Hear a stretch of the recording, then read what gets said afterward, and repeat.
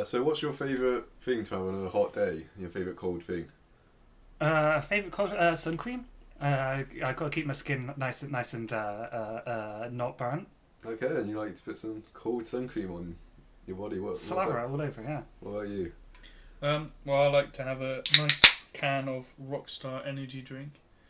Is that what you like on a cold day? Is it? I like to just have some cold water. I think perfect.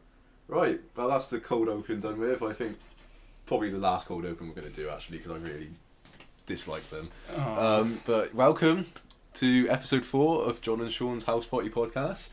The Laughity Boys are back in a different location now. We're in the house of Sizzling Tofu after the house of Mogi Mogi has been destroyed tragically. But we're joined by a special guest today. So it's alongside me and Shaun, Hello, it's me, Shay. It's Shay. Hey, Shay. Hello, how are you doing? Good. How did you get in here?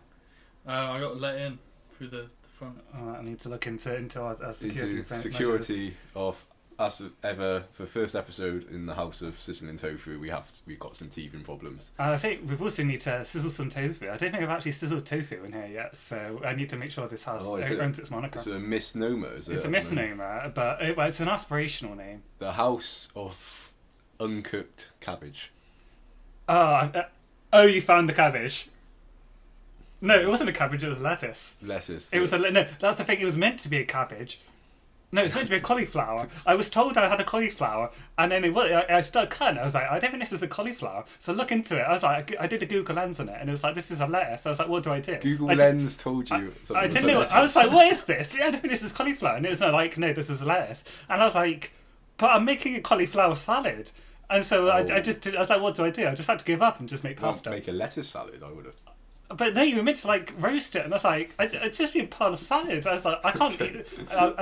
I need like substance. I need a roasted something. So I did pasta. Well, a terrible thing to happen. But thankfully you made it through, Shaun. I did. I had very tasty pasta. Now we're all drinking cups of tea, as is our wont in this podcast. Well, me and Shaun are. Shay's got an alternate drink. Yeah. I've got some nettle tea. Healing. Isn't that medicinal? Maybe. It's it's 4:20 today, isn't it? So nettle tea looks very much like weed. Sure. And so I thought I'll go with it rather than try to get some CBD nonsense. Mm-hmm. It's got an astronomical brewing time of 8 minutes. Yeah, I was astonished by that. And yeah, it's quite a mild tea.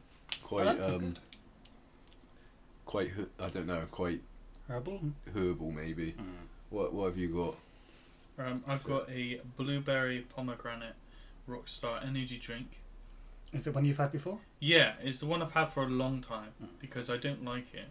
I bought it because they only come in packs of 12 on Amazon, and I wanted something different. I saw blueberry and I thought, blueberry's nice. I didn't see the pomegranate bit on the side. So I bought it, and now I drank the first one at a Flea Pit film night, and I was like, this is disgusting. And I thought, I've got 11 more to drink. Yeah. I thought, I better not just tip them down. It was like 12 quid. So I thought, I'll drink more. This is one of 2 left. Whoa. So once I finish this one, I'll one more. Is it an acquired taste? It is. Have you not acquired the taste after 10? No, although I think like it isn't as bad as the first time I tried it at Flea Pit. It was probably because I've tried Rockstar energy drink flavours before, and I'm like, this is really nice. So I expected really, really nice, and I got really quite mediocre. So I think that's why it tasted so horrible, was because I didn't expect it. Oh dear. Well, we got 2 more of them left to maybe change your mind, change your taste buds.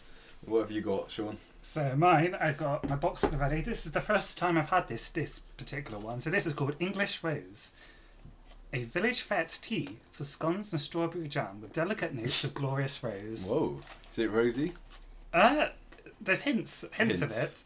Because that's the thing about tea. They tend to just make things up, don't they? Yeah, it's Forever England. It's perfect for a picnic on the village green. Which I feel bad because I was out by a kind of village green earlier, and I didn't have tea. Southampton.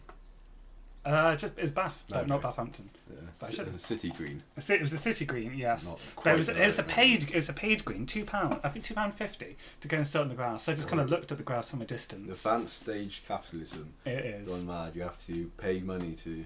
To go be like, this is not a public park. This is a private garden. Whoa. Damn. Yeah. Right. So before we got a exciting topic today, but I thought maybe we could as we have a experimental blind taste test coming up later. We don't have a normal taste test, but I do have some treats to wrap our lips around if we so want to get started. These are something I've bought, and the packaging itself doesn't have English on it. I don't think actually, though the shelf did. Though oh no, it says on the back Japanese coffee plums. Okay. Have you ever had a coffee plum before? I have not. Have you, Shay? I've never even had a plum. It's Oh. so I think these are prunes, what we would call prunes, because they're Yes. dried plums. Sugar's dried plums, so they got plum, sugar, coffee are the main ingredients, and then all the sort of usual bits and pieces. So these come in like one of those fake tins where it's like plastic, but it's got a metal tin pulled lid on. It's So like the tins for like tuna or something. yeah, a bit. So look at that. Peel it back. So can I tempt you, Shaun? Goodness me. We were doing it together. I guess we will. No, you stop. You go on, Shaun. After So we I can have someone talking. But these are quite big. Okay, These are quite big prunes. Oh, They goodness. obviously are full-size plums that have been dried up and shriveled. Oh god. Shaun's screwing up his face. Oh. Shay's got a big smile. He's obviously enjoying I ain't Well, watching yeah. Shaun's. yeah, I'm happy to watch it. Oh, is this new carpet, Shaun?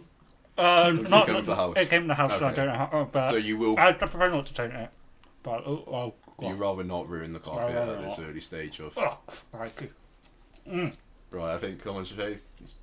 Well, Shaun ain't said what it's like. Horrendous. I don't know what to say. It tastes like a prune. What's a prune taste like? Does Yes. it like, you know? Is there coffee hints? No, Yeah, can you taste the power of the coffee? not good coffee. Because you're a coffee person as well. I'm a, well, I thought that bit would have tempted you no. to keep eating. I think stop stalling, Shay. It's your turn. Right. Yeah, all in. All in. Don't lick it. Just put it all in and chew it like Shaun has. I'll do Alright. it for you. It's better. It's better when it's gone. Well, yeah. Shay's eating it too. He stopped chewing. He's frozen. Oh dear. He's- Oh, you didn't laugh too he's- much. he's It's like- a better reaction than He's myself. like he's on the edge of a cliff and he Does feel or like that. he's gonna jump off a diving board. I'm but I he's- put it to the side of my mouth and I'm chewing it very Okay, slowly. you're taking it better than Shaun was. Like a grinder, you know? Well, it might take me like 40 minutes. Okay. Does it have pips that you know? I've seen Oh, I didn't notice one. Okay, I'm gonna when Shay slowly grinds that down. I'm gonna put mine in my mouth too. Oh, it's tough. It's really tough, It isn't took it? a long time. Yeah, that's why. Ooh. Yeah, your teeth really has to work on it. Can see why Shay's deploying his grinding hamster cheek method of this. But he's doing. It's not bad though, is it? Really, Shay? It's pretty bad. I think. Mm-hmm. I think it's just like a big raisin. I don't like raisins. I don't like raisins. Okay. It's like I eat them. If they come from here, I'll have them. If you can like dilute it in rice, but like on its own, I wouldn't eat a big bowl of raisins. No. I don't think I'll be able to finish this, to be honest. Oh, come on, I did it. Well, It tastes too disgusting to finish it. It's- we're at an impasse, Shay, because There's only the only way out is through. there's not any. or- We don't have any handy receptacles for it. You're halfway there, probably. No, I'm not even halfway But you there. either have to finish it, Shay. We might have to put it in your pocket or something. You might have to We send you might- out. Yeah. Yeah, I want it's to. gonna be Oh it, dear Shay. Lord, that was a. Right, don't do anything that will If needs be, go down to the kitchen. make you and too expel uncomfortable, it. Shay. Hmm. Like, Shay, what are you doing? No, I think I'll just take a visit to the kitchen, see if there's Okay. any nice chocolate. Yeah, in it. Shay's taking a visit to the kitchen. I'm afraid there's not. Well, there's an ice cream. There's a Magnum in the freezer, but I don't think you like it. We'll take this interlude to introduce the musician that we'll have playing between our segments this episode is going to be Six Shooter Morgan, a local Bristolian folk musician who plays the ocarina. He was recently a subject, well, about a year ago now, but he was a subject to a documentary about... Oh yes, so he was. I saw this documentary. It was a good short documentary. It was some cryptocurrency enthusiast made it for some reason. I can't remember the host's name now. But yeah, it's good. It was about his return to music, and now through some loophole, he is actually allowed to play his ocarina on podcasts because he has got legal issues where he's not allowed to play his music live or on CD recordings, but on podcasts. He is. I'm glad there has been an exception for this. He'll be playing a few choice bits of music between sections, and I think it's time to hear one of them because we're going to be moving to our first section now.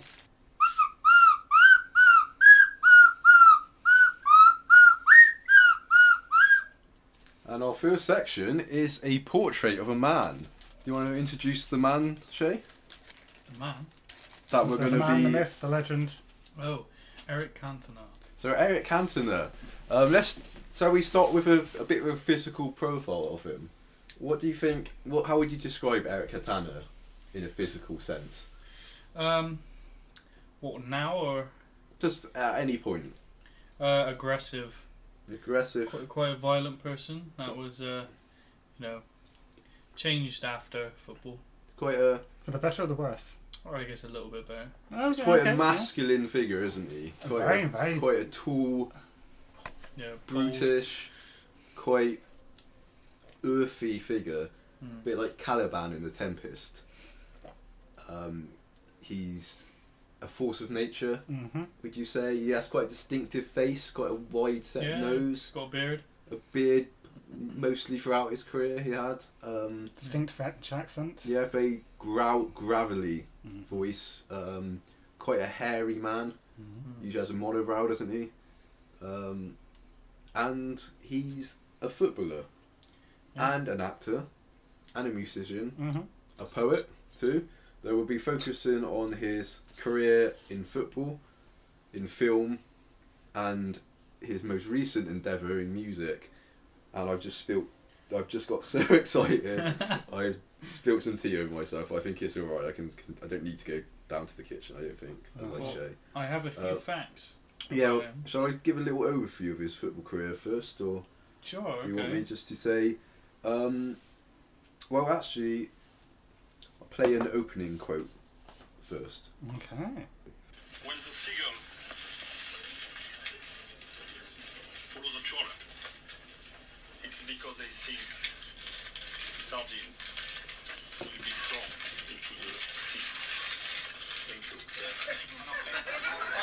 So, Eric Cantona began playing football in some French teams in 1983. Then he moved over to the UK. Liverpool turned him down, so he ended up in Leeds, where he scored a hat-trick against Liverpool in 1992 FA Charity Shop Showdown. A rare achievement. Not many people score hat-tricks in Wembley, do they, Shay?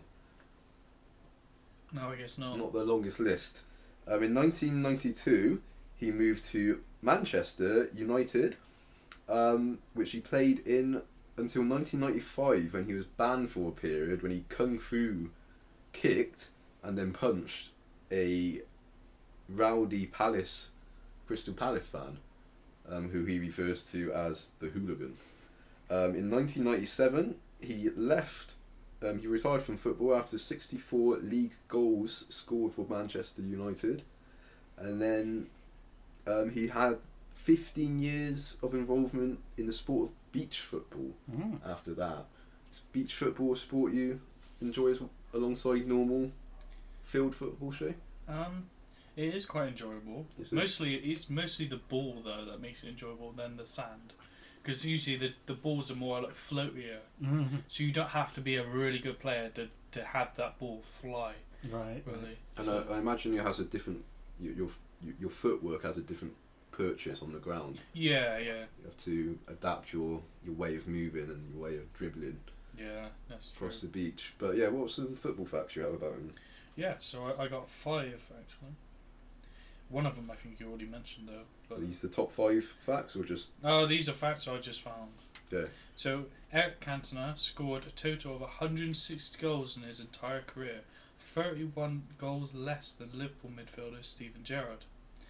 Eric Cantona managed to bag 69 assists in his entire playing career, 103 assists less than Liverpool legend Steven Gerrard.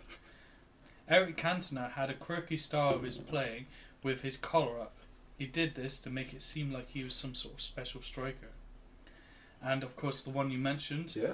Eric Cantona is quite infamous for his attacks on referees and innocent crowd members, including a time he kung fu kicked a young Crystal Palace fan. in Let's the crowd. pause there because we called him an innocent crowd member. Didn't he get fined in court and banned from attending football stadiums? It was never proven that he...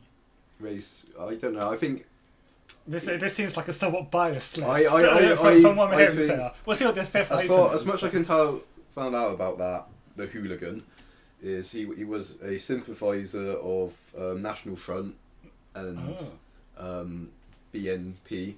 So I think if anyone has to get kung fu kicked in a football game, some skinhead nationalist Crystal Palace fan, probably. Yeah, maybe.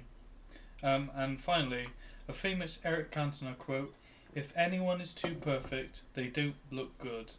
Imperfection is important." Mm. And those are my 5 facts. Wow, he's quite a football personality, isn't he?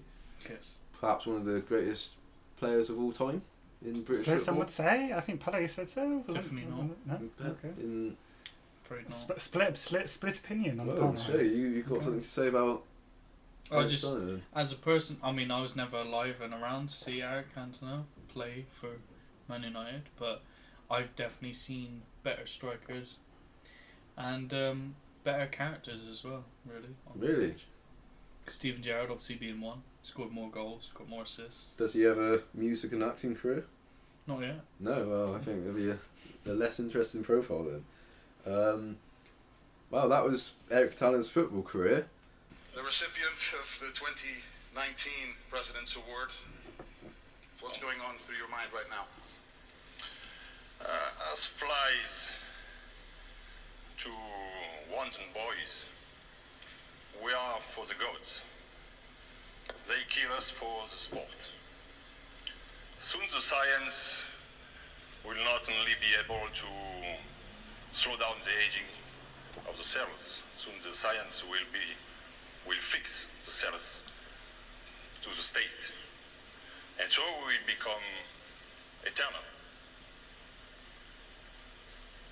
Only accidents, crimes, wars will still kill us. But unfortunately, crimes and wars will multiply. I love football. Wise words. Wise words indeed. Now we're on to his film career, which he picked up after he left Manchester United. So I sampled 3 of his films to talk about in his quite diverse film career. There was a film called Mookie, I think, or it might be Nuki. I think it's Mookie, where he goes on a road trip with a monkey, but I couldn't find a English subtitled or even French version of that film. Wow, very niche. So we're going to have to stick with these 3. We'll get the first one out of the way, a film called The Salvation, Right. a 2014 Danish Western film with Mads Mikkelsen, Oh, Eva yes. Green, and a bleak tone, and it's basically exactly what you think the film would be like. Nothing much to say about it, besides Eric Cantona plays a man called the Corsican, and he's just the baddies enforcer, and not much Cantona action in that film. Oh. So we'll be moving swiftly on to Looking for Eric. Now this I have heard of, yes. Yeah, it's a film by Ken Loach, who's a social realist left-wing director. makes a lot of sort of British dramas, but this is his weird sort of Hollywood-esque comedy film where it's about a man whose sort of imaginary friend is Eric Cantona, who appears to him and gives him advice throughout his life. The man gets involved. Basically, his stepson is one of those underage people get enlisted by a gang to hide the guns, because if the police find the guns in possession of a minor, it's a less sentence, and obviously the main gangsters wouldn't get blamed for it. He discovers this and tries to return the guns to the gang, and then they end up forcing him to become the gun hider. And so throughout this, you've got, again, a comedy, but quite a serious, quite a high, like a sort of serious drama comedy that is probably more stressful than funny a lot of times. But we do have Eric Cantona giving a lot of top advice and wise words, as we all know Cantona is prone to do. Yes. The third film is called You and the Night. It's 2013 French film about a strange, I suppose, sex party, but it's kind of a strange art film where a group of people get invited over for a sex party, but they don't really have too much sex. They end up having like conversations about strange things and sort of flashbacks to their past stories. So guests at this party includes the teen, which is played by Alain Fabian Delon, who's a son of a very famous French actor, Alain Delon, who isn't as pretty as his dad was, and I don't think is not quite as iconic an actor. But he's also but Eric Cantona plays a character called the Stud. Okay, good for him. Who has a colossal penis. You do see it, but I think it's a prosthetic rather than Eric Cantona actually getting his penis out. And his backstory is he gets mysteriously arrested and put in a cell by the police, and a sort of female prison warden or police chief or someone comes out and is played by a kind of a cult actress called Beatrice Dalle, who's she's in a lot of cult films like Betty Blue, and there's a strange story about her when she was a student. She was hanging out with some medical students or something, and she ate an eyeball. But anyway, she's playing this female police chief or something who comes down, and she basically wants to see his big penis and whip him. And then after that, he gets released, but they say, whenever she wants him, they're going to bring him back in. And that almost made him late for the sex party, but thankfully he did make the sex party. And then that's the rest of the film, is the conversations. Yeah, and then conversations and the backstories of other non-Eric Cantona characters. And he never goes back? At least no, he never goes back. No, not seen again. Chekhov's gun has not fired. That is a rebellion against traditional storytelling. There's always a threat hanging over him, though, and he does find romance with one of the other sex party attendees, who's known as the Star. But yeah, that's his film career. So quite a diverse bunch of films. He's been in a lot of other things, mainly playing quite minor roles or quite bit parts where he might turn up for one scene. So he hasn't really had too many starring roles yet, but a more diverse career than some other sportsmen turned actors who tend to just stick to playing like action heroes or stuff like that. Been in a lot of adverts as well, hasn't he? Has he? Yeah, I've seen him a lot of football adverts. Comes on a lot. Yeah, that makes sense. Yeah, use them for that. So advertising is also another feather to his hat then. Okay, well. I'm not a man. I am Cantona. Now we've got his music career coming up, which he started quite recently. Have you listened to any of his music, Shaun? I had intended to and forgot. I read a description of it. He did an interview with the Guardian, so I was reading his description of why he wrote the music. Well, as someone who hasn't listened to his music but has read criticism of his music, it was a complimentary. I guess I couldn't say it, but he was saying. Well, it was about himself, though. To be fair. Yeah, it was about. So it's likely to be complimentary, I guess. Yes. But, okay. Yes. Yeah. What struck you? It seemed like a man who's just been through a lot, and he's just like he wanted to talk about his feelings. I guess it's interesting. Like I don't you see that development in a lot of musicians. I guess maybe as they get older, they I guess even young people they have something we want to communicate, and hopefully he got that out there in a compelling manner. Have you listened to his music, Shaun? No, I've not heard any of his stuff. So we listened to a short clip from one of his live album. Right. Now.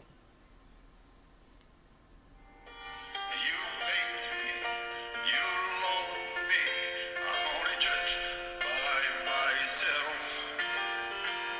I go to hell, I go to heaven.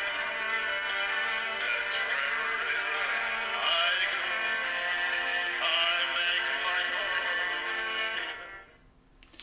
So that's an extract from his song "I'll Make My Own Heaven," which opens his live album. The violin's very overpowering. It's a cello. A cello. Oh, right. Cello. A cello. It was very, very overpowering. And a piano and a cello was his two musical accompaniments. Okay. I was just say, I thought he was doing it all on himself. I thought that was quite impressive. I would be impressed if he was dual wielding. But quite distinct gravelly voice, quite these earthy songs, but very grandiose and kind of epic in the musical. I think he needs a bit more work, but it's potential. I feel like he might be better as an opera singer, really, with his voice. You think? Yeah, he's it's the right kind kind of of got genre that, for it. kind of got that like strong, powery voice that you kind of hear from opera about it, but yeah, he can go quite low and growly as well as being quite powerful. I've listened to his entire album a couple of times. Oh, so wow, do good prepare. on you. Okay. And yeah, it's most of his songs are very much along that vein. Some of them refer back to his football career. There's some songs that are in French as well as in English. So I think quite an enjoyable album, even if I think at the moment the songs are always slightly samey in a way that they sort of blur into one piece. He doesn't have each one isn't so distinct. So you don't have a favourite? I think I'll Make My Own Heaven's probably my favourite. Or his closing one, I Love You So Much, which is to himself and his fans and his friends on the pitch. But yeah, Eric Katana, what a wonderful man. I think our country was blessed to have had him.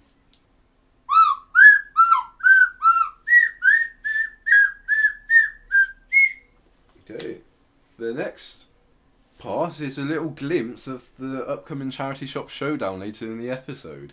Perhaps one of the most exciting Charity Shop Showdowns we've ever done. So let's go over to the clip. Oh, so is this the charity shop here you're taking me to? Yes, in here you will find the thing you most desire. And this is going to win the competition for me against Shaun. It will, and as we agreed, you get your treasure and you get me mine. Okay, because this is quite a dingy looking store. It's not quite a all Blue the Cross best or are. No, not in this area here. The best rewards are hidden in a layer of garbage. Garbage. Well, that's what we're saying. What charity does this store benefit? Do you know? Because this is It benefits the local community. It's a local. Charity begins charity. at home, as my mother always said. Oh well, thank you. Thank you for your charity and showing me to this shop. You're welcome. That's all right. I'll be just outside. Okay, be on your way now. Okay, well I'm gonna. And make sure when I'm out, cigarettes. What? I want my cigarettes. Your cigarettes. We discussed my rewards. We agreed this when I brought you Oh, here. I thought we just said this was for you were offering me charity here. Oh, you want cigarettes? Yes. Weren't you a little young for cigarettes? I'm old enough. My father started when he was 5. I'm 7. I think this is relatively healthy. Okay, well, I mean, I could just walk into the shop. And I could walk over to my friend Jerry and tell him that I've been taken advantage of. How big is Jerry? How old is Jerry? Never 7-year-old. He's bigger than I am. Bigger than you. Bigger than I am, and I'm already pretty big. Pretty big for my age. That's what my uncle Derek always says. I'm growing strong. Does Jerry have a violent temperament? Well, it's necessary. Yeah, he protects his people. Well, I'll quickly go in as newsagents then. Thank you. And then you can run along. I'll try, but I've got a bit of gout, so I can't run too fast. Right, well, I don't think the smoking's going to help that, is it? But fine. I'll get you some cigarettes then. Hello. How are you doing, mate? Yeah, good, thanks. I got led to the charity shop because I heard there's quite a rare item here. I'm actually doing a competition called Charity Shop Showdown. I need a great item to win it. Oh yeah, I got quality items over here. Yeah? Yeah, I got this wooden teacup. A wooden teacup? It's very fancy actually, yeah. Okay, that looks like it might be from IKEA or somewhere. Do you have anything a bit more exciting? Oh, you're that kind of fancy man, are rarer? you? Oh well, I've got this glass cup. Glass cup now. It's very fancy. Do you have any non-cup items? Because the boy some urchin who brought me here said you have something very rare. Well, I got this. I hope one. he hasn't ripped me off because I did give him a pack of cigarettes. No. I got this one right, and it's a portrait. But when you look into the portrait, you can see yourself in it. A mirror. Okay. Yeah, well, you can call it that, but it's actually really high tech, very expensive. I mean, this mirror looks like one of those little kind of plastic ones you have in maths class at school. It's not even a I tell you, it was a hard Yeah. find. I'll tell you, Go it was on. a very hard find. I think that urchin's ripped me off. I think there's nothing here. No, Worth my time. I do have something really Okay. good, Yeah. but you don't want it. I don't. No, I want it. It's too good. No, I need something very good. I don't know To if beat I can Shaun. give it away, really. Well, I'll be buying it. You won't be giving it away. It's a lot of money, mind. 20 quid. Oh, I don't know about 20 quid. 15 quid. Oh, I don't know how money works. Is it good or bad? Oh, I don't know. Look, I'll give you a couple of notes and a few coins. Well, I mean, I do like coins. I'll Can give it be you an more awkward- coins and notes. No notes, bunch of coins. Alright, I'll take you over there, Okay. then you can have a look. Okay, is it? Where is it? Is it in the back room? Is it? Yeah, it's Okay. at the back. I'll just come in here. Oh, whoa! Is that it? It's a. Whoa! That's a big stone tablet. It must be over 8 feet tall. It's got some words on it too. I'll just try to crane my neck to read the words. It's got some pledges. It says, number 1, a strong economic foundation. Number 2, higher living standards for working families. Number 3, an NHS with time to care. Number 4, controls on immigration. Number 5, a country where the next generation can do better than the last. And number 6, homes to buy and action on rents. What's this? Oh, it's got a signature at the bottom too. What's... Oh, the Ed Miliband? Is he an ancient character from... Yeah, I think he's very Is religious. he a druid? Yeah, he was one of them. I think he was like one of them gods or something. One of those druid gods. Oh, God, it's glowing. Yeah. It's lighting. The whole tablet's glowing. What's going on? Ah!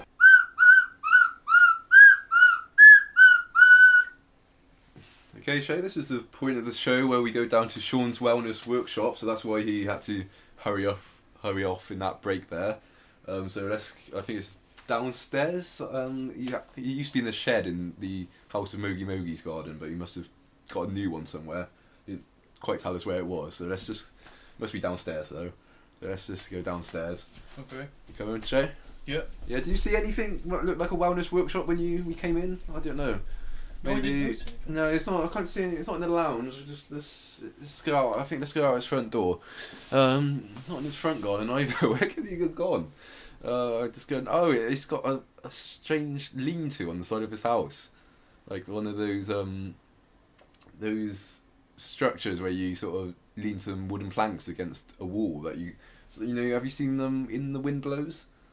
That film about how people did like a nuclear shower at home, and you sort of take your door. Oh yeah, no, I You remember lean that. the door against the wall or something, and it makes Yeah. a sturdy triangular shape. That's what he's sort of done here. Can Wow. we get his Shaun? Are you in there?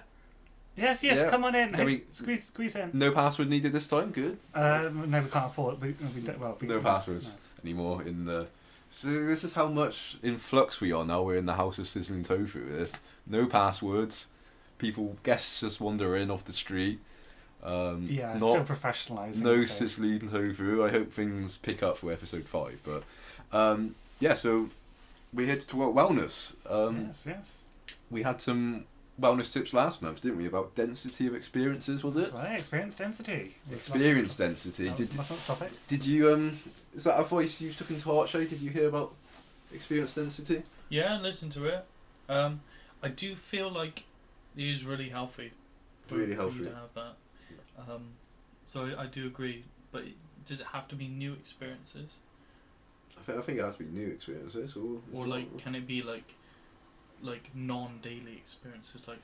It's just something that feels different to you. It's something that if it doesn't. going out your routine, is it? It can be like you don't have to do. It could be similar to stuff you've done before. Like I like going to cafes, but I don't always go to the same cafe. If I go to different cafes, it's still like going to a cafe, but it's different. Each one's slightly different.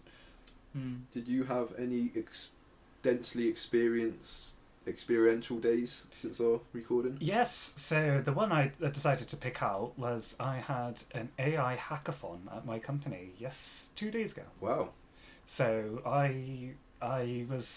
we were in a room and I was tapping away on my keyboard trying to make something work, desperately having phone calls with people, trying to get data from them, and then building a model and hoping it worked. And I thought it did, and it did not. But I didn't know that on the first day, so I was very proud of myself. So- And I worked after work to like make it work. So I spent a whole day to head down. They brought pizza in, so I was like Wow. eating pizza and typing on my keyboard, greasy fingers, and I had to quickly stuff a sandwich in my mouth like in the evening. And my laptop nearly died one time because we in the room we had no power, so I had to like run off somewhere to try and get power. And that was my high experience day I wanted to pick up. Oh, exciting time. I had a day that I planned to be very high experience dense. So I went down to Bristol. Mm-hmm. I got jumped on a bus. I thought it would take me in roughly the right direction, and went to a Hungarian cafe for breakfast. Okay. So I had some rustic Hungarian breakfast, which is sort of like scrambled eggs, but with chorizo and cheese and onions, I think, in. And then I went for a little stroll. Mm-hmm. I went down the Zigzag Road, which is by the Clifton Suspension Bridge. It's a very Okay. steep path that goes down Oh the yes, I cliff know face it. Yes. in a zigzagging formation. It's easier to run down than walk down. Mm. It's so steep. And I walked over to Spike Island Nice. Yes. to go in the art gallery. I haven't been in there before. It had some sort of Korean art exhibition about one of the things they did was sort of weaved footwear for a number of different animals. I think so. You have Okay. big straw shoes for giraffes and polar bears and maybe an elephant, I think, and a stork. And they picked these animals for their sort of diverse feet, rather than any sort of thematic grouping. Then I went to Redcliffe Caves Oh to yes. see Yes. a sort of soundscape installation there. Mm-hmm. Which was also you got a little light when you went in, which you made from a little LED kind of light and a battery, and you sort of taped the light onto the battery so it sort of shone, and then you just had to leave the light somewhere in the cave.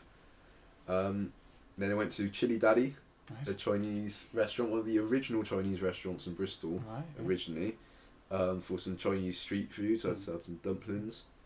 I saw in the watershed, in one of their sort of event rooms, rather than the cinema, a installation called Cancer Alley about a part in America where there's just a load of chemical manufacturing plants, and the population nearby have a extremely above norm rate of cancers and stuff. And it was this interesting film when it had a sort of, it had the main screen and then sort of a transparent screen that had stuff projected on it, so it was sort of vaguely three-dimensional. Right, yeah. I walked down to the Bag of Nails pub, Oh, which has wow. cats there. Oh, yes, I know yes. It's full of cats. It smells like cats. I didn't smell cat piss, but I see that's a reoccurring theme on their TripAdvisor, which I looked afterwards. It's an interesting and quirky place to have a pint. I had a pint of cider. Do you have a lot of cats? It had quite a few cats. I didn't count them because they were like sort of, it's hard to keep a tally of them because they're sort of just lazing around the bar and walking around, I guess. But it's also very much aggressively run by an individual who sort of injected his personality into the pub to a degree that I think it can be off-putting to customers. After that, I continued up the hill and then sort of looped back down. Finally, I had dinner somewhere I'd never been before. Is Ranner's de Haber in just outside the bus station in Bristol. It's the place that's been there for like as long as I can remember. This sort that of takeaway place. Yeah. stand has been there, and I had a goat curry, You did, which was quite nice. Some goat curries are very bony, obviously, but I enjoyed it. So I'm glad I've eaten there at last because it's always been there. It's a I've never eaten. Bristol staple. A Bristol landmark, Yeah. and so I'm glad I've experienced that Bristol landmark. So yeah, that's my dense experiences. I'm astonished. But and how do you feel at the end of it? Did you I feel felt, accomplished? yeah, it was a fun day. It was a mentally refreshing day. It was a very tiring day. Fate is strangely stressful to have to think of a whole bunch of new things. Did you and have it then all go listed and do out it. when you started? I had a vague plan. Right. I didn't really plan too much where I was eating. But I had a plan I was going to go to the Red Cliff Caves and Spike Island, and then the rest was sort of just fell into place as I walked around. But yeah, it was a fun time. But we're getting a bit cramped, all huddled into this lean-to, so we better get on to this month's topic. Yes. This month's wellness topic. Right, so this one is probably hard to describe. I'm hoping we can explore it together. So how would I describe this? I think the thing I wanted to talk about was difficulty, and when we sometimes have an idea of like, oh, it'd be nice to do a thing, but sometimes your mind can be hit by some difficulties, and it's just like, I think it can be easy to reflexively see the difficulties and be like, not worth it, and just put the idea away. And it's, I guess my wellness advice is just wait, think about it, and is that obstacle actually like a real blocker, or like can you just ignore it? Just think that's actually I'm going to choose to say that actually isn't an issue, and if you have to deal with it, just kind of close your mind off, ignore the difficulty, get through, and you can hopefully get to the thing you want. So, and that's all a bit vague, but the thing I think about is I want to go to a place, and that place is very far away. Travel is inconvenient, but I'm just going to choose to believe it isn't. And that means at the end of it, I can get to a cool place, and if I have to go on 4 trains over 7 hours, just turn my mind off, and eventually I just didn't go to a place. And So stop finding excuses, in a way.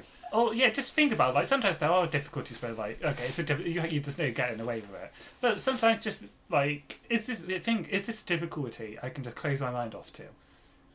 Am I going to suffer a small amount of some pain? Can I just shut my mind off to this, go through the pain, and get to the pleasure? Okay. So what you're saying is that our mind is the biggest obstacle. It can be. I think the mind can be a huge obstacle, and just taking that time to think about. Yeah, is this difficulty like, is it permanent? Is it like long term? Is it something I can just get through? and just let's then I feel like can unlock possibilities. I guess even just laziness can be something we all suffer from. I do, and just trying to be like, honestly, just getting up and putting my shoes on isn't actually going to be that hard. I'm just going to do it. Okay, is there perhaps a thing you want to do that has a problem stopping you from doing that you might try and do in the near future? So something I aspire to do in the near future.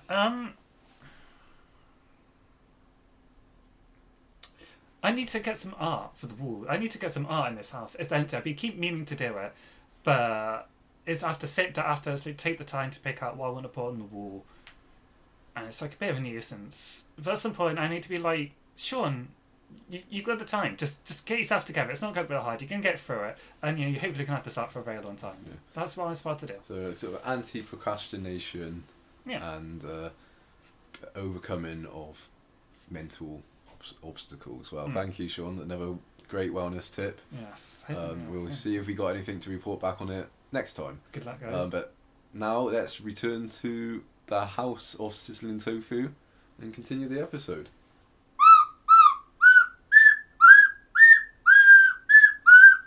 Okay, we're all back in the house. Iconic part of the podcast is Monarchy Minute. The section we have to do because somebody bought us the microphone we record with, so we're obliged to talk about the monarchy for 1 minute. So let's get this timer started. It's got... Oh no, we had a false start there. Okay.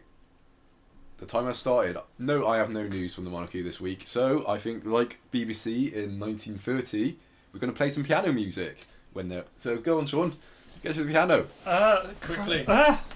For those who don't know, in 1930s, the BBC had no news. So instead of reporting news, they played the piano, which I don't know if I can do this in a minute. we shall be doing now, hopefully. Shaun's piano is electric, so he does need to plug it in and turn it on. And then, off we go now.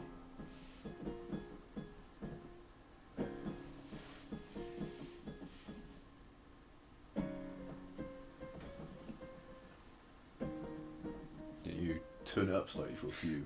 I thought it'd be a bit quiet and louder than that.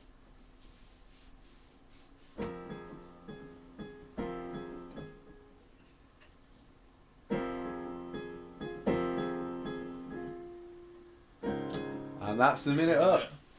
Wow. Wow. An exciting monarchy minute. But nothing lasts forever.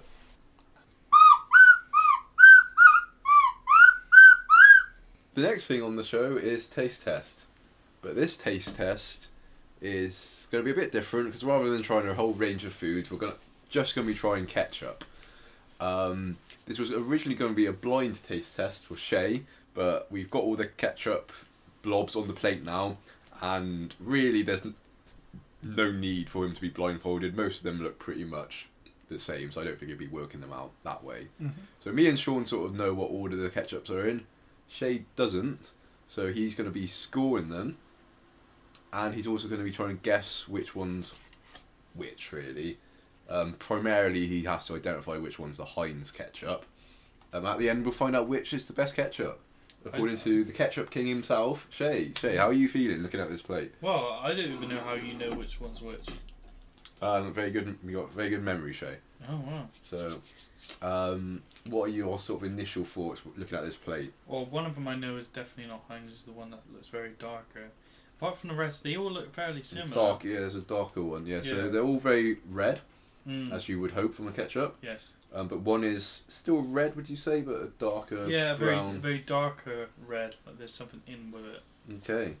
How about but all consistency-wise, all relatively the same. Yeah, they look more or less the same. So I think we got some chicken nuggets, and as is Shaun's want, he's got some veggie dippers. Have you eaten them all? Yeah, I decided not to participate. Okay, so Shaun's not going to be participating. Okay, Shaun's just like, what's behind that decision, Shaun? Do you want to share what? I just didn't see the appeal. I don't know. I mean, maybe I'll try one or two. It's for science, Shaun. Not okay, for science. I have enough of it. I don't really. what a stump is either. But Shay, so you making a mental note or a physical note on what ones I'm guessing? Shaun, do you want to keep track of the scoring for? Cool. So Shay, do you want to take the first one I'm offering you? Yeah, sure. In the meantime, in no particular order, I'll read out what ketchups we have. So we have a Heinz ketchup, classic, obviously. We have Heinz pickle flavour. We have Daddies ketchup, which we found out was owned by Heinz, which is a bit of an odd case of monopolies forming. We have Perlinsky ketchup, which Shay found in the Polish aisle, so some Polish ketchup, and it's apparently hot. We have Tesco's brand ketchup, which is one Shay brought along instead of Heinz. We trusted him to bring Heinz, but he brought some cheapo Tesco one instead. But luckily, Shaun had some in the fridge of the house of sizzling tofu. We've got the McDonald's McCormick ketchup, so this ketchup that comes from McDonald's. We got some Canadian ration ketchup that we got from the pack that Ronnie the Ration Rat left with us last episode. And got some Sriracha Flying Goose brand. Because Sriracha famously was a sauce that the owner didn't copyright. So there's just a myriad of brands of Sriracha, and we got Flying Goose. And we also have a Wilkin and Sons glass bottle. Well, it's Wilkin and Sons ketchup, and it came in a glass bottle, which made it a bit tougher to get out in a nice blob. So that's the 9 ketchups we have. And Shay, no time to waste. Yeah, hopefully I remember all of those so I can. Make Yeah, I just so yeah, go on. Right, First so one. That one first. Yeah. Okay.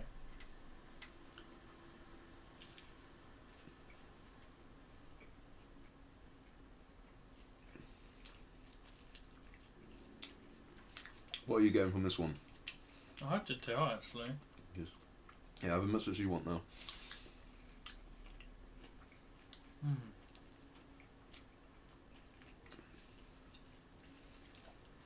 It tastes like Is it sweet? Is it salty?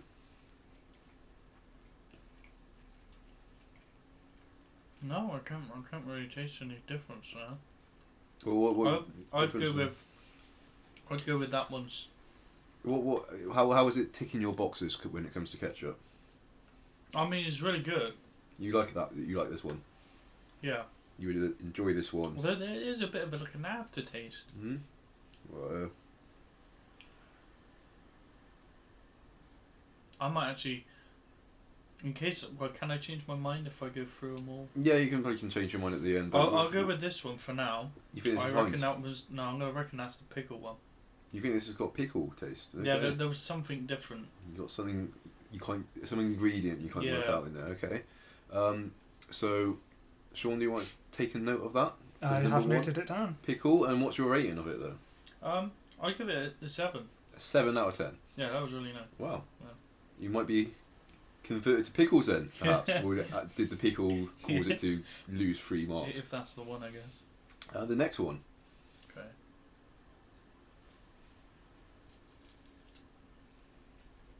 Ooh. That's very much a different one. It's tasting different to you, is it? Yeah, that's a lot different. In what way do you think that's different to the first one? The taste and texture's a lot sweeter. A lot more sweet, do you think? Mm. Is that to its benefit? Kind of. I like my flavour a bit more like, well, not mild, but cut down a bit. Unintrusive. Mm. Okay. I'd say, That was a bit too powerful, was it? yeah. I'd go with the. I think that might be the McDonald's. The McDonald's Yeah. ketchup. And what's your rating? 6. A 6. Yeah. Okay, not as good as the first one. No. Okay. Pickles is winning so far then. If indeed that was the pickles one. 2 in. Yes, Okay. the hypothesis, yeah. Number 3 then. Let's dive into this one. Well, there's not a lot on this one.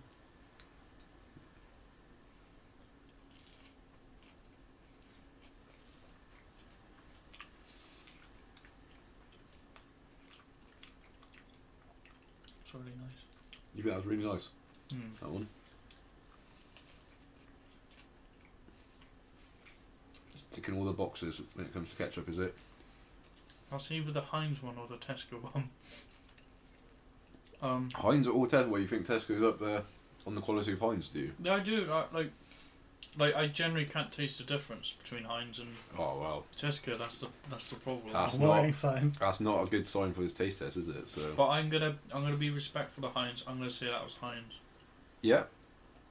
I just gotta be the 10 out of 10. Okay, 10 out of 10 for number 3. Okay. And it's Heinz's guest. Mm. Number 4. Cool. That was a bit of a different kind of texture on that one. Yeah, this one looks more thicker, would you say? Yeah, definitely does. Yeah, it's pretty good. But yeah, there's a kind of a different kind of bit of a thickness to it. There's a thicker ketchup. Yeah, I'd go with that one being the what was the 2 names of in the glass bottle? In the glass bottle, Wilkin and Sons or something it was. So yeah, you think it's just the glass bottle? Yeah, I'll go with okay. that one. Yeah. Yeah, good shot. What's your rating? Yeah, I'd give it a 8. An 8. Mm. Okay. Ketchup number 5. Something slightly different about this one. There's something in there, I think. Do you think? I can't. Yeah, it's definitely a lot sweeter. This is the sweetest one, do you think? It's not the sweetest one, but yeah, there's definitely a lot of taste difference in that one. Yeah, I might put that one as the Polish one. Yeah. Yeah. Okay, what's your rating? I'll give that 6. 6. Oh, we're not too keen on the Polish one. Something about that. Okay, we're moving along. To Number 6. number 6.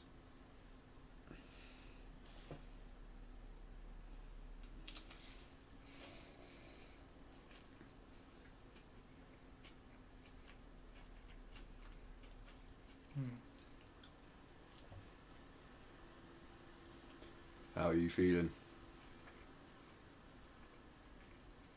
There's another nice one. He's nodding. Got his shades nod of approval, but what does that mean? I think that did taste a bit like the McDonald's one as well, but I'm going to go with that being the Tesco one. Okay, Tesco. And what's your rating of the Tesco one, if that is indeed... I'll give it a 9.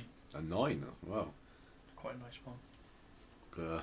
Spin it right round. Yes. Number 7.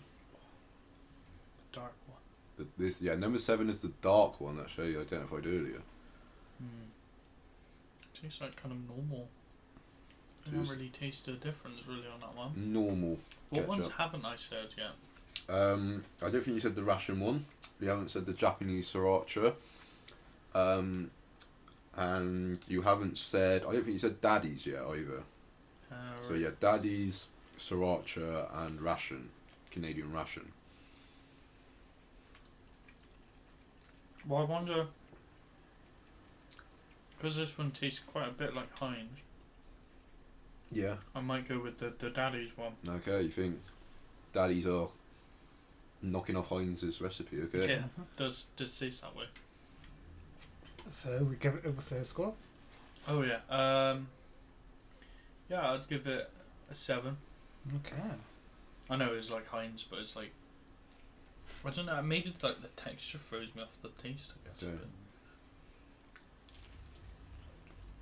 Oh, This number 8 now. okay. Yeah, well, number 8, Shay's made a slight face. Said, ooh, okay. But did you mean okay as in okay? Like, Or not as in, okay. okay, I wasn't expecting that. Yeah, Not I okay. wasn't expecting that.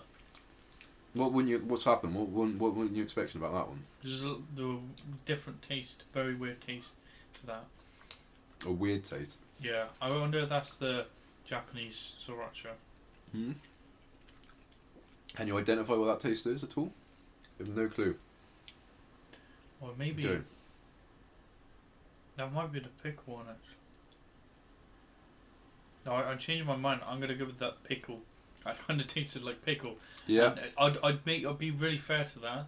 If that's pickle tomato sauce, they nailed it. Okay. Number 1 was also pickled. So what do you want to change that to?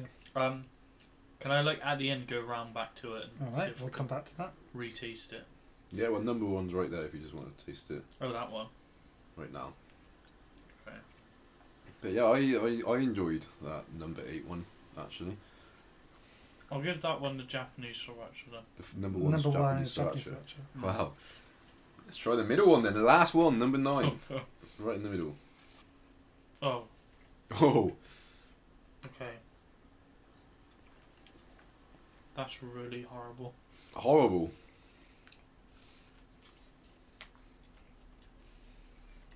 You don't like that one at all? No. So just before the one you had before, could you give a score for that? The one you said it was now pickled Heinz. I'll give that 4. Oh, okay. This one I've just had as 1. 1? Yeah. I quite like it. I think that's the Japanese sriracha. I changed my mind on the first one. I'll go with that being That's the the ration ones. ration one. Number Okay. So really did not like that last one. 1. No. I like the last one. You got one on the second little dip in the last one to make sure no, you... I'm alright, thanks. You're right. Well,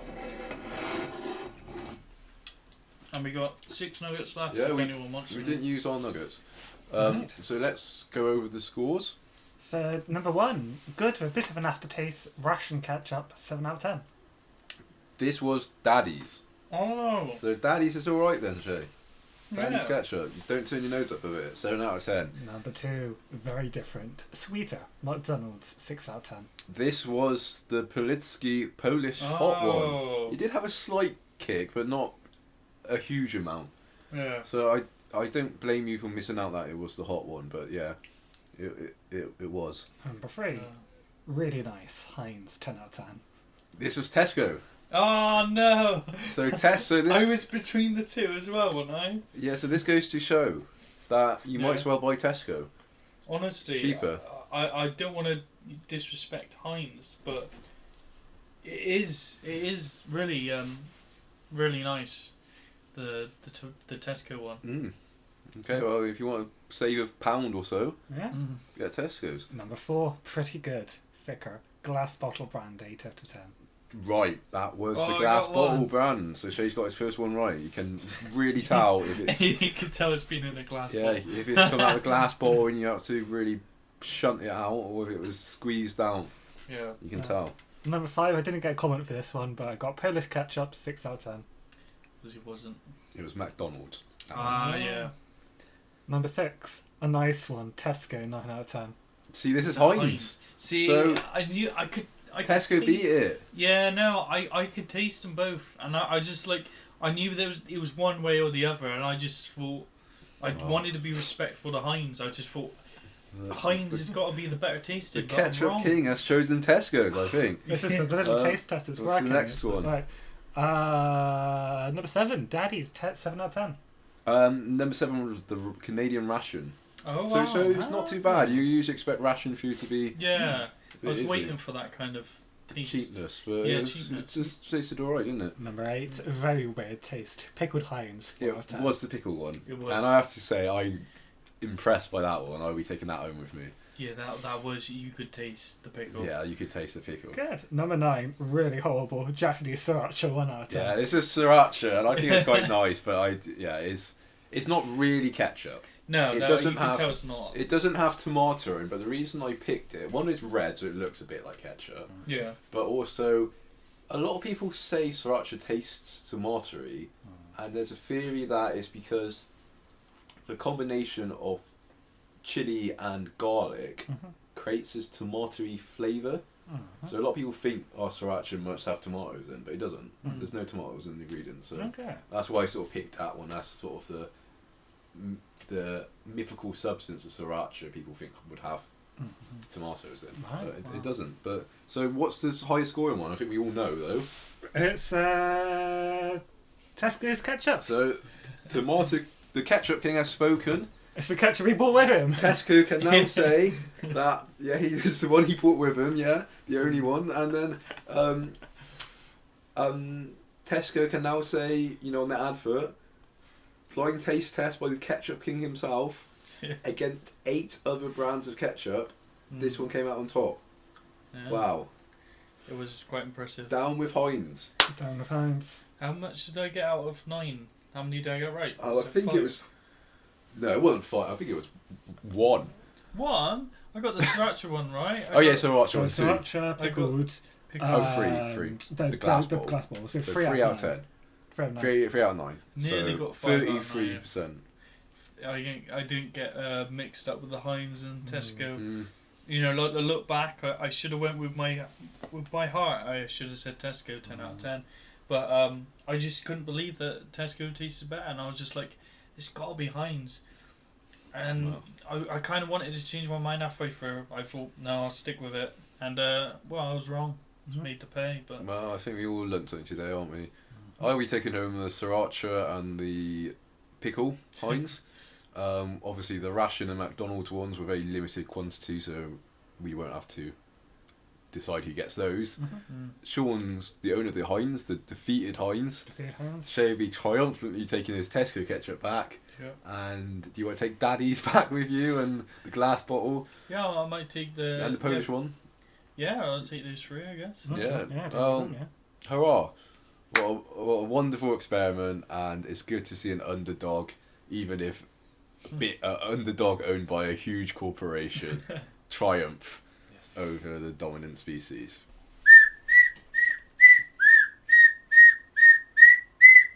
Right, John, break safer. Come on, back out your corner. Okay, well, I've just been sat in the corner reading a comic, as I usually do on the regular breaks we have in this podcast. And I just thought maybe I could talk about my comic. Yes, please do. In John's Comic Corner. The segment of the new segment of the show where I sit in the corner and talk about comic books. So what I brought along today is Bad Time Bedtime Stories. Oh, it's rough to pronounce. Yeah, it's quite a hard Bad Time Bedtime Stories. It's a collection of comics. The comic book Bad Time Bedtime Stories, taken from the Monster Fun comic, which I'll elaborate on in a minute, by Leo Baxendale, who's one of my favourite British kind of children's comic cartoonists, humour comic cartoonists. So when you're thinking of people like Beano and Dandy, that's the sort of type of comics we're talking about.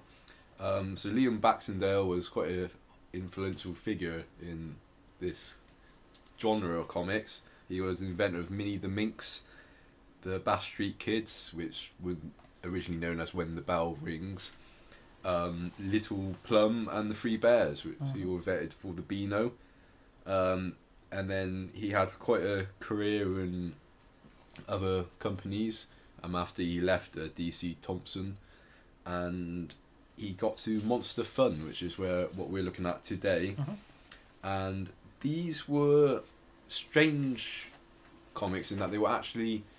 Monster Fun was just a regular sized comic, and then Bad Time Bedtime Stories, rather than being a strip inside the comic, was a mini little comic inside. So you could tear it out the middle, fold it up, and you had a second tiny little comic. So for this collection, they've been scaled up a little bit. So the detail's a little bit rough at times, but it would have been better when it was a smaller size. But I just think it's quite a nice little thing having and they weren't in every issue. So you wouldn't guarantee to have a bad... Well, they were in every, issue 10. If they had one, every issue 10 would have one in. Sure. But I mean, issue 11 next month might not have one at all. So it's sort of it's a nice surprise, an exciting surprise, because I'm sure these are probably some of the best strips in the comic. And I just think a fun little thing to fold up. But Leo Baxendale, why I like him so much is he really brought a kind of anarchist humour to children's comics, where he most of his comics has a lot of child characters getting up to quite dastardly delinquency sort of things, but with a whole sense of whimsy. So he was very good at these large scale panels where there's a dozen kids all up to no good, or working together to to do something. So one panel in this book, they're stealing a bunch of grass because they're putting on a Bo Peep play. So you have a whole bunch of kids and they all have different methods of helping out to steal the grass. Like, you know, one's cutting it out with scissors so the rest can roll it up with, you know, either using their heads or using their teeth to pull it, or a hook, or things like this. So this was a kind of what made Bash Street Kids so special in his time with them. And another thing I really like about his work is that he wasn't lazy. He filled every frame is just filled with extra detail. So if he had some white space, he wouldn't just leave the space white. He would add a irrelevant little background detail, a little background joke. He also had this technique where he labelled a lot of his jokes and puns. So on one strip, he's got just in the background, there's a cat on the roof, and there's a burglar type sneaking up to snatch the cat, and he's, you know, labels that cat burglar, so you make sure everyone gets the joke that it's a cat burglar stealing the cat. I see. And just all these little things. So I just really love his style. I think it was highly influential, and it was real craftsmanship and real care towards entertaining children. Whereas I think some lesser comic artists and writers can easily tell the same story but leave out all the fun details and all the creativity and grotesqueness that Baxendale was willing to sort of infuse in his strips. And yeah, these stories these are all a collection of one-off stories basically. As it was monster fun, they're all kind of monster themed, or at least based on fairy tales and stuff. So you have one based on Jack and the Beanstalk, called Jack and the Beans in Tomato Sauce Stalk. Okay. Relevant. And Little Bo Creep, Moby Duck, Little Miss Stuffit. So all these sort of puns and stories that kind of get a bit meta sometimes, because rather than the story itself, sometimes they're about putting on a production of that story. I think the best one is Punch and Tuesday, which is about a punch puppet talking to a child on the beach when everyone else runs off after it was raining, and it turns out punch dolls used to be the dominant species on Earth. So these giant punch dolls used to roam Earth, used to eat dinosaurs, etc. And then at some point they started to shrink, and now they shrunk to puppet size, and so they pretend to be puppets. However, at certain times they can grow back to huge size to eat children. So it's quite a strange and scary story, really. Yeah. And how old are these stories? They're 1975. Wow. These would have been published in. So 49 years ago. yeah, so 70s comics. And I think these are the height of Baxendale's later career, but one of the best collections available, because unfortunately you can't get When the Bell Rings compilations. DC Thompson doesn't put out many kind of compilations based on a certain artist or a certain writer, and especially with their older stuff. So yeah, this is probably the best way to experience Baxendale. Yes. Anyway, Wow. let's get back to the podcast.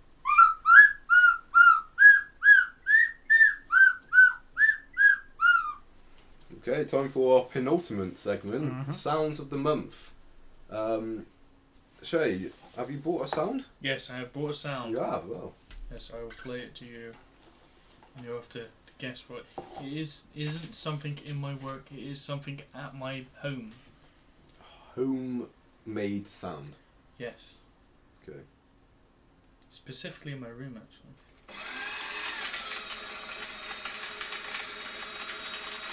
Well, I got it.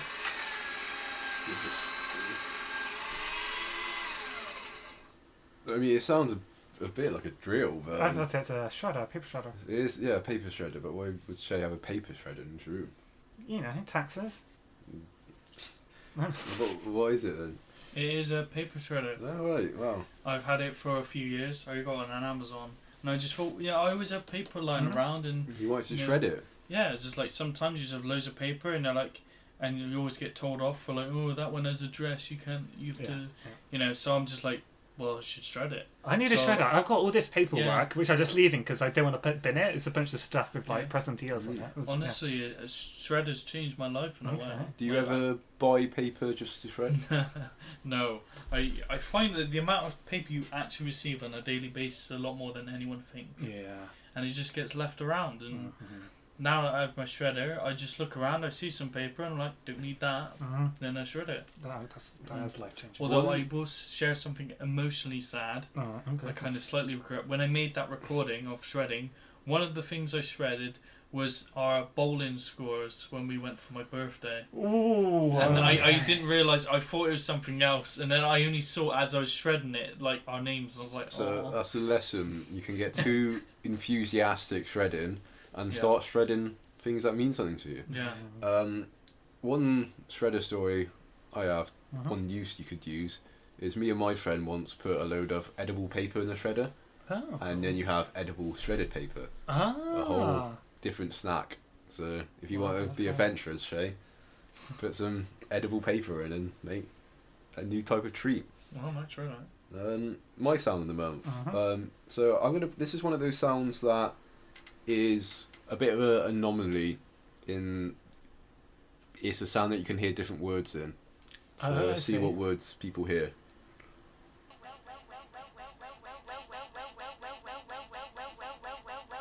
So no way, perhaps. You focus in. Or some people can hear things like window. I'm hearing come and way. That's what I'm hearing. I hear a whale. Yeah, whale could be one of them. I find there's a whole list of words that you could potentially hear in this. Runaway, welcome, rainbow, raincoat, mango. And I was listening earlier though, if you have a word if you focus on one of those words and close your eyes and listen to it, it slowly just shifts into that word. And then you kind of get locked into hearing that word, and then you think of a different word, and it shifts into that word. Wow. Yeah, all we could do is like someone saying come and someone else saying way. That's all I could hear. Wow. That's unique.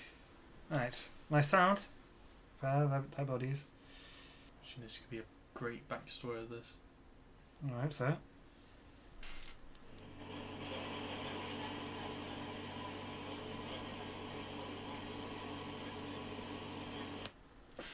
Can you guess what it is?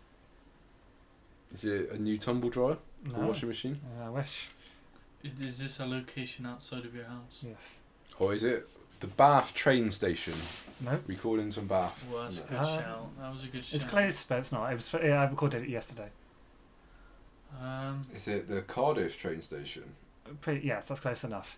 So my story is there's two types of trains that run in our area. There's the good ones and the bad ones. So I'm always in a race to try and get the good one because the good one's first. And yesterday I got the bad one, and so the bad one, among many issues, is noisier. So that was the sad sound of me failing because I was on the sad noisy train. So I'm just there, and it's just like that's a very bad impression, but it's making that noise. But maybe you could send the sound recording to our local MP. And he can. I'll try. I'll try and get some progress on that. Yeah. You don't like listen to music on one of the. I do. Sometimes I do, but like I can still hear it. Oh. Yeah. I do like that. Oh dear. I have to listen now because I get trains fairly regularly. It's any of it's the local train, the diesel engines. Yeah, I think I know what ones you mean compared to the more cross-country trains. The cross-country ones that are designed to be stood on a lot more by commuters. Yes, yeah. So the commuter services are they're if I'm going to get fancy, because the 165s are the diesel ones, and then the 800s are the intercity ones. They're the ones with the more narrow aisles. More narrow aisles, more geared to longer seating, and they're longer, so they have the door's right at the end rather than the door's sort of. So that's what I tried to in the get. middle. So that's the 5 o'clock to Taunton. But if I miss it, I have to get the 5:27 to Portsmouth Harbour, which is the 165, which Okay, sucks. we'll have to listen out. Listen out, listen hard.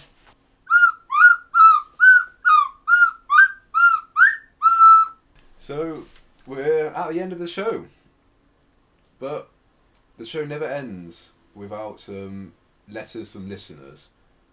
Unfortunately, because we've changed addresses, we haven't been getting any post. Yeah. So all those letters from Slug Boy are lost in the mail, and I think it's for the best. for the best. Yeah. We got a So fresh bad. start. But yeah, so no physical letters, but begrudgingly I've agreed to open a digital mailbox for the more lazy listeners Yes, Who we've quite had these bothered requests. Yes. to write on some pen and paper and send it in. They're just gonna write whatever comes to them. I think pen and paper makes you more thoughtful. It does. It does. Putting a stamp on it, it's taking it down to the yeah. post box. That's a plenty of opportunities for people to think, is my letter worthwhile sending? Yes. Emails. Sadly, Slugboy didn't work for him, but for others. Well, we may, but who knows what Slugboy would have written if, well, and might write going forward. Now we got the email, but do you want to share the email? So yes, so if you do wish to contact us, you can get to us through jshousepartypod@gmail.com. That's jshousepartypod@gmail.com. Surprisingly, houseparty@gmail.com was taken, Really? as was House Party Podcast. A lot of them were taken. So Well, a rival house party podcast. there was a rival House Party Podcast. I was just shocked to hear. Wow, I bet. No dear, we have to find them Yeah, so and do a collab. We could do a we could. do a crossover episode. We could. But maybe they go around reviewing house parties. Yeah, I think It's- that might be what. I think that it might be they have a house. I can't know what it. I need to look again. But I did Google it and yeah, Oh, it was you found it? I found it. Yeah. Oh, it was anything. It might not have been the same email address, but I found a House Party Podcast Oh on Google. wow! Or unless it's reviewing every episode of Noel's house party. That's it because I didn't even look into it. I just saw it. I was like, oh, fair enough. There is one. Wow. Anyway, so yeah, we got some. Do we have any emails in there? Yes, we have two have made it in, so I think Two. we can go Well, through that. How about you read the first? Well, the Good idea. the first one that came in, Shay. All right, she's taking the Well, first one. I didn't okay. think I should be reading the. No, you give it a read, Shay. You're the guest. I mean, it's your. You give it a read, Shay. It's your. Here's the email a read. Well, you know, well. I Read don't- it to us. And Yeah, so no, we can- I think we should be not reading, you know. Well, we shouldn't be. Should we reading emails? No, I shouldn't be because I'm the guest, you know. I shouldn't be reading. Come on, No, out with no, our- because it's I wanna addressed read your to mail. us. You read it to I- us, and then we can respond. If we read it, what Yeah, people but, people haven't emailed you, have they? Yeah, but I wouldn't let you open my post at home. Well, And read me. we passed it to you, Shay. Okay. It's not exactly private. We did it on the podcast, aren't we? Okay. Says, hello, gentlemen. I'm proud to say I've listened into every podcast so far, and I've really enjoyed the topics and conversations. Fantastic. However, I'm fearful that one of my favourite parts of the podcast about found/stolen/brought Oh, we didn't include that on this episode. We did didn't. might run short after every inch of John's house ends up at the pod table. Yeah. Should special guests come on with their own items and have you both work it out? That would be very fun indeed. Also, Shaun seems like a great poet. Will he ever do a poem podcast? So I actually have a published poem from when I was 11 years old. That's right. So I should probably hunt that one out as a one-time special, but I Yeah. don't know if I have it in me. That'd be fantastic. Find that poem. I'll bring some poems. I'll tell you what, there was like a published book, but I didn't buy the book, and I've never been able to find it since, but I'll note it down and see if I can bring it back, because, yeah, it was Poetry good. episode. Yes. Just a little note on. It's found, bought, gifted, not stolen. Yes. No thievery in the segment. Just to I make feel that like clear. it was mentioned once that it was stolen, though, wasn't it? There was one that was stolen, like a newspaper was stolen. It was just I was out Off the to be bus? taken. It was That like it was totally some there might have been some. There might have been some humorous perhaps. references to Fest. Oh. But who was that one from, Shay? Well, it says here it's from Ice. Ice who? He left a full name, didn't they? Yeah, it's Ice Wallowcum. Okay. Okay. Well, Yeah, him. thank you. Do Ice. you want me to read the other one, or do you want Yeah, Shaun to read the other one. Oh, I think Shaun should read the other one. Alright, I'll take the other one. Yee-haw! Oh, God, that hurt my throat. Ugh. Right, let's not read that one. Howdy, y'all! I'm from Route 2 in Texas, and I'd love to know how many accents John can do in 45 seconds. Please spread the cousin kissing love from Eric Shaun. Sent from my galaxy. No, I can't do any accents. Who was that again, by?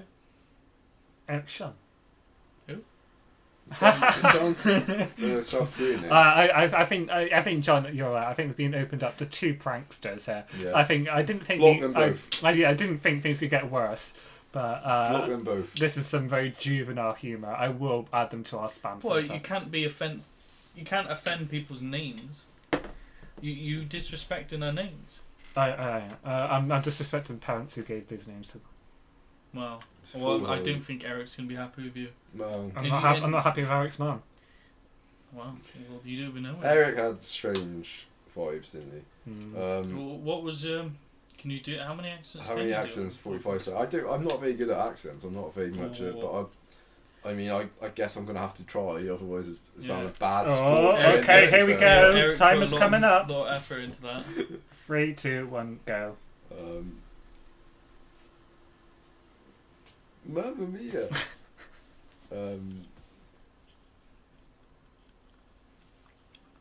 That's there we go. It's one accent. That's That's- what I'm That's saying. You very can't- you didn't do it in impressive. 45 seconds. I'm afraid I really can't do. I really don't have a skill at doing accents. Well, at least the question has been answered. That's one. It's just one. And I guess there's 2 because Two, yes, it's you- normal you did accent. your own accent. Yeah. So come on. 2 accents. That's very tangent. Pretty good. The Well, something to beat. Maybe some special guest people coming on could. no, try we're it. not doing accents. No, are we? yeah, let's not have that be a recurring segment. I think No. that's. We'll definitely we do the poetry one. Yes. I like that suggestion Mhm. actually. From Ice, but accents not so keen on. One last thing. Mhm. Because I thought I bought these along in case we got really desperate with the mail, as we have. So I got some fortune cookies. Oh, okay. Wow. So we each got a fortune cookie, Alrighty, that's. and hopefully there'll be some messages inside these cookies for us to read. Nice, because let's see if I can actually eat this without failing terribly. Goodness.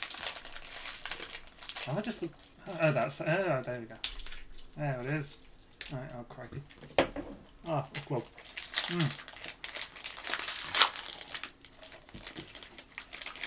So you have to snap them in half, Shay, Mm.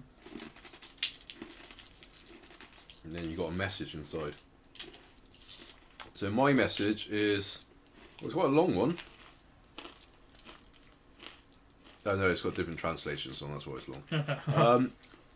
You have to be in it to win it, which is a bit like your wellness tip earlier.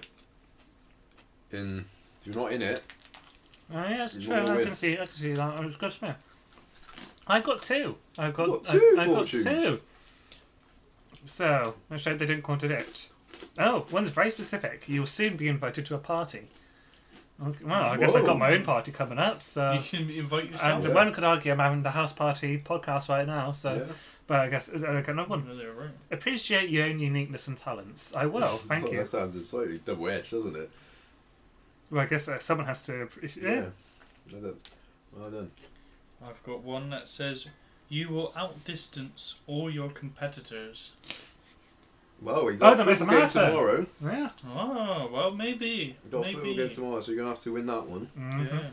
Or Wow. yeah, maybe I'll be good at something. I don't know. You- I don't know what you'll I'll be- be outdistancing. Definitely not running anywhere. But yeah, maybe it just means I ran more than everyone else. Maybe. Wow.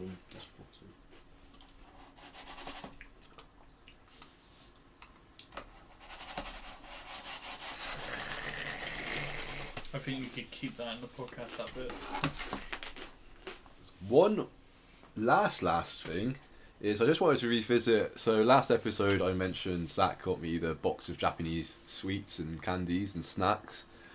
Well, I've been working. I worked my way through it. It's been good since watching the time. Instagram, seeing all the different things you've been having. Yeah, it's quite the collection. Very exciting array of things. I'm on my last item now, so I thought I'll have it here on the Right, podcast. It's called I think some Japanese beer or children's beer or something like that. So it's got a little picture of a kid on the front with a tankard of beer. The kid's looking. How would you describe that expression, Shay?